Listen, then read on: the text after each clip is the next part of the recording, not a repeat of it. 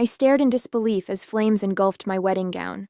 The ivory satin that had taken 6 months to perfect was now a blackening, melting ruin. Margaret Wilson, my soon-to-be mother-in-law, stood before me in the bridal suite of Cleveland's Grand Pavilion, a lighter still clutched in her manicured hand, her face contorted in triumphant rage.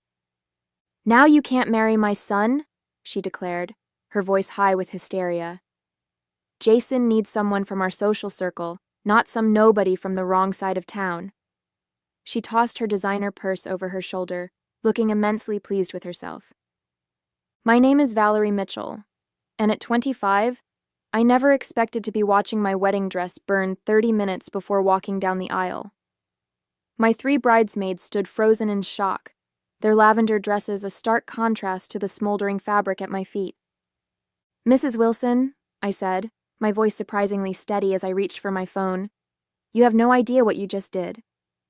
She laughed, the sound brittle as glass. "What I did?" "I saved my son from the biggest mistake of his life. You think a community college education and a job at a local advertising agency makes you good enough for a Wilson? My Jason belongs with Melissa Hammond. Her father owns half of downtown Cleveland." I pressed a button on my phone, watching Margaret's face as I did. My bridesmaid Jessica moved quickly to open a window, trying to clear the smoke that was now filling the room. "The wedding's off," Margaret continued, waving her hand dismissively.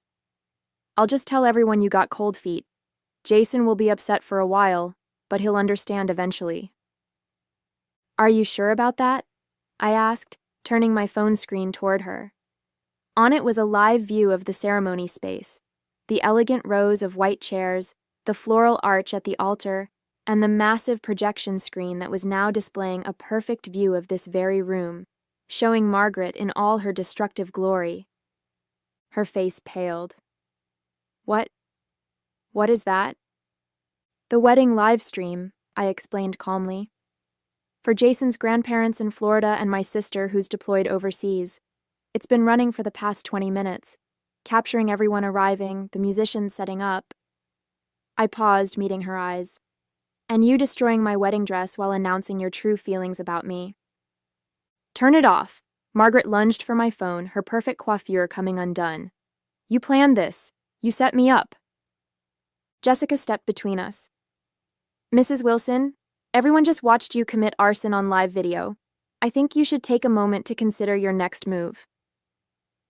The phone in my hand buzzed with incoming messages. My bridesmaid Tina glanced at the screen and gasped. "It's Jason. He's coming to the bridal suite." Margaret's eyes widened in panic. She looked frantically around the room as if searching for an escape route. "This isn't what it looks like. I was just testing the fabric. Wedding dresses are supposed to be flame retardant." From my phone, we could hear murmuring from the gathered guests. The camera angle had shifted. Someone had taken control of the live stream, and now showed the wedding party's reaction. Jason's father sat stone-faced in the front row. Jason's best man was already rushing toward the building. Most telling was Jason himself, no longer waiting patiently at the altar, but sprinting up the center aisle, his face a mask of shock and fury. "Valerie," my bridesmaid Melody whispered, "what are we going to do about the ceremony? Should we tell everyone to go home?" I looked down at the smoldering remains of my dream dress, now just blackened scraps on the antique hardwood floor. The practical part of my mind, the part that had put myself through college while working 2 jobs, was already calculating next steps. "No," I said firmly. "The ceremony is happening, just differently." The door burst open. Jason stood there, still in his tuxedo, his eyes moving from my face to his mother to the ruined dress on the floor. Behind him, the venue manager and his father appeared, both looking horrified.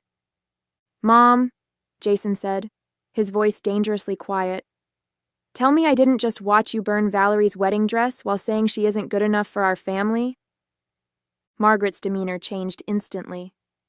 "Sweetheart, you don't understand. I was protecting you. This girl has been after your money from day one. I was testing her character and—" "Stop." Jason cut her off. "Stop lying. I heard everything." He turned to me, his eyes softening. "Val, I'm so sorry. I had no idea she would do something like this. I stepped carefully around the burnt fabric, moving toward him. It's just a dress, I said, though we both knew it was much more than that.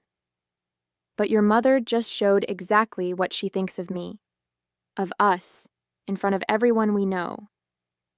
Jason took my hands in his, seemingly oblivious to his mother's sputtering protests. What do you want to do, Val? It's your call. Before I could answer, Mr. Wilson appeared behind Jason, his expression grim. Margaret, what have you done? His voice was low, controlled, but with an edge I'd never heard before. Richard, please, Margaret pleaded.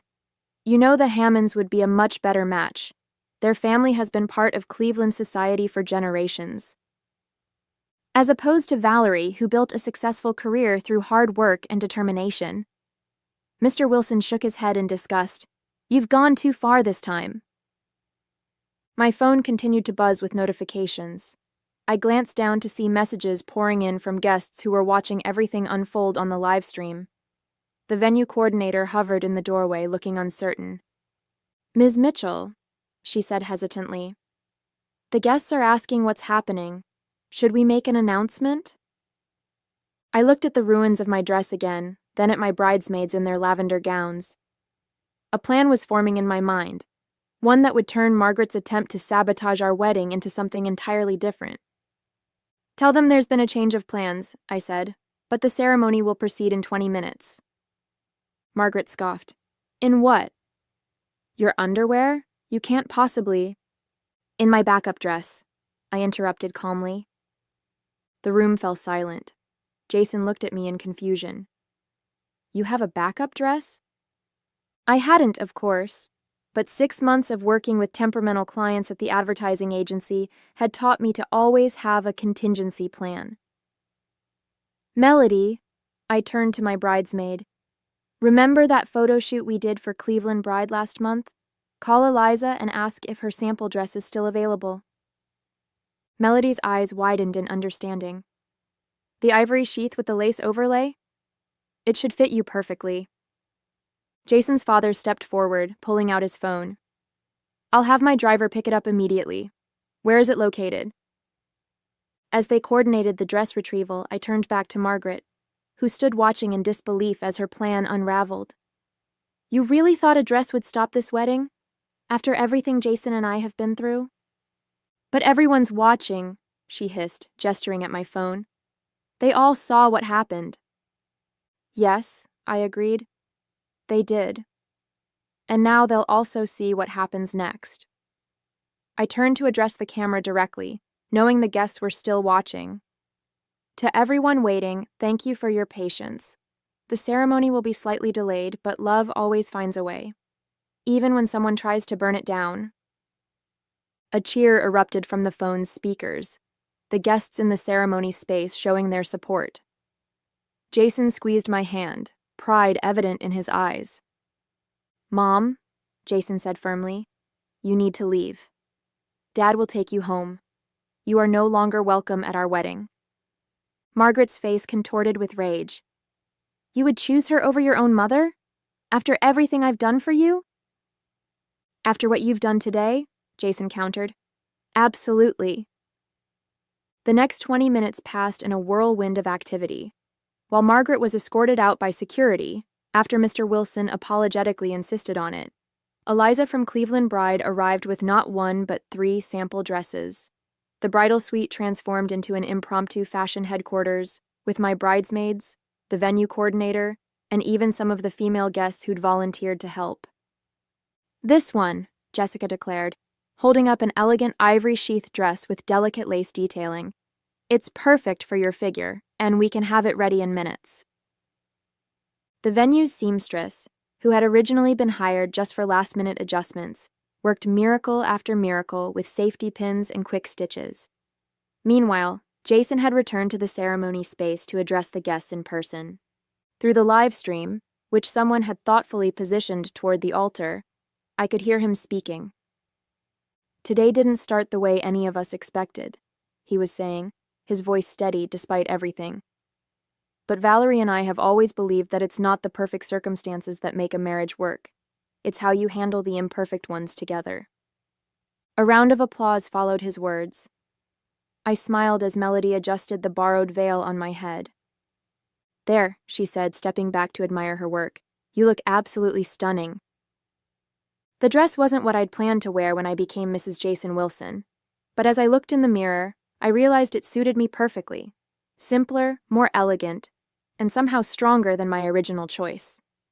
Like me, adapting to circumstances rather than being defeated by them. Mr. Wilson knocked gently on the door before entering.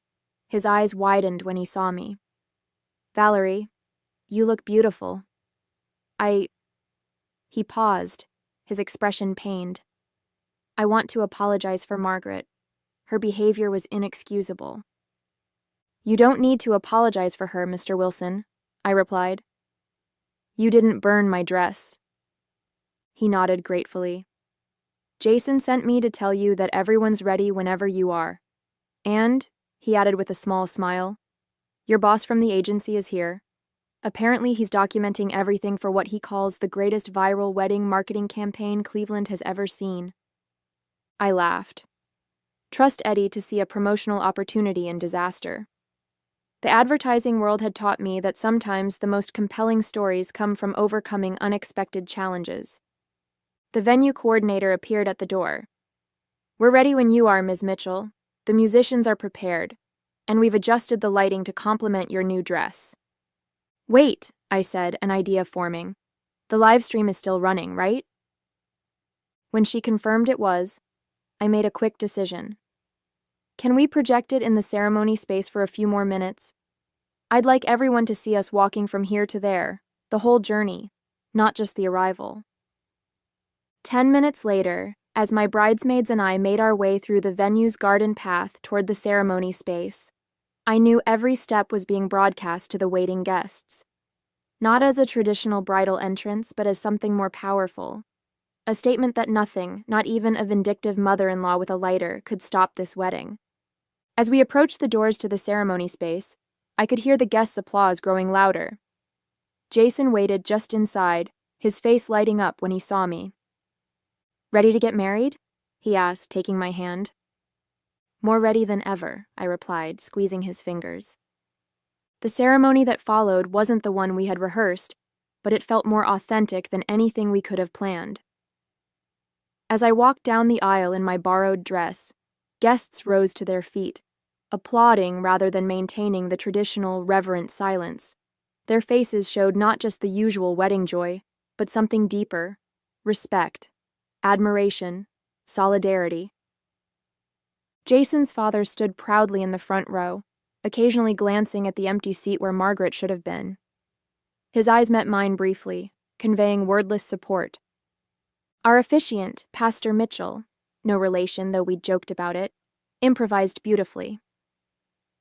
"Dearly beloved," he began, "we are gathered here today to witness not just a wedding but a triumph of love over adversity. Valerie and Jason have already faced their first challenge as a couple, and they've met it with grace, resilience, and unwavering commitment to each other." During our vows, Jason added lines that hadn't been in our rehearsal. "I promise to stand by you against anyone who tries to come between us," he said, his voice carrying to the back of the room and beyond to those watching the live stream. "Even if, especially if, that person is from my own family." When it came time for the exchange of rings, a moment of panic crossed Jason's face. The rings had been with his mother during the pre-ceremony preparations. Mr. Wilson quickly stepped forward, producing the velvet box from his pocket. "I took the liberty of retrieving these earlier," he explained quietly. "Just in case." After we were pronounced husband and wife, the celebration that erupted seemed to release all the tension that had built up throughout the afternoon. As we walked back down the aisle, I noticed Eddie, my boss, filming discreetly from the side. He gave me a thumbs up that somehow managed to be both professional and genuinely emotional. The reception that followed in the Grand Pavilion's ballroom had an atmosphere unlike any wedding I'd attended before. Instead of polite conversation and standard wedding rituals, there was an almost festive defiance in the air. Someone had hastily created a custom Snapchat filter, featuring a phoenix rising from ashes with our names underneath. "Your wedding is trending locally on social media," Jessica informed me as we entered the reception.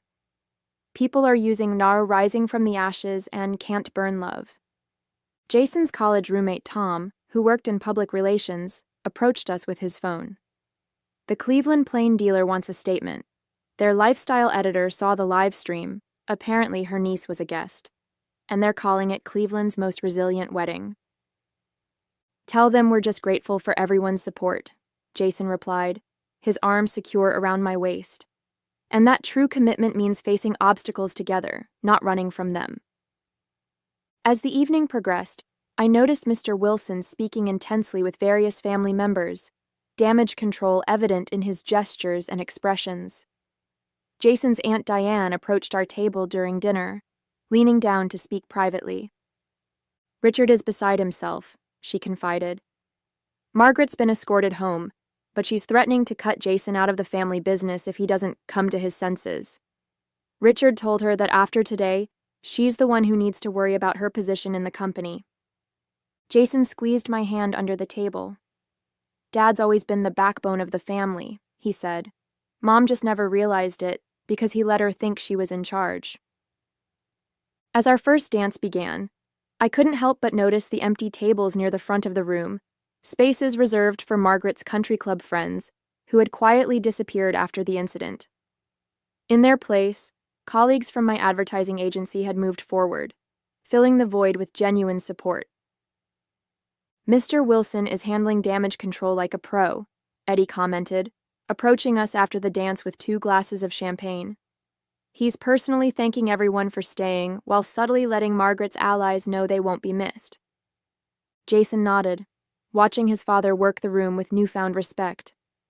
"I think this is the first time I've seen him stand up to her so publicly," he murmured. 27 years of marriage, and today was his breaking point.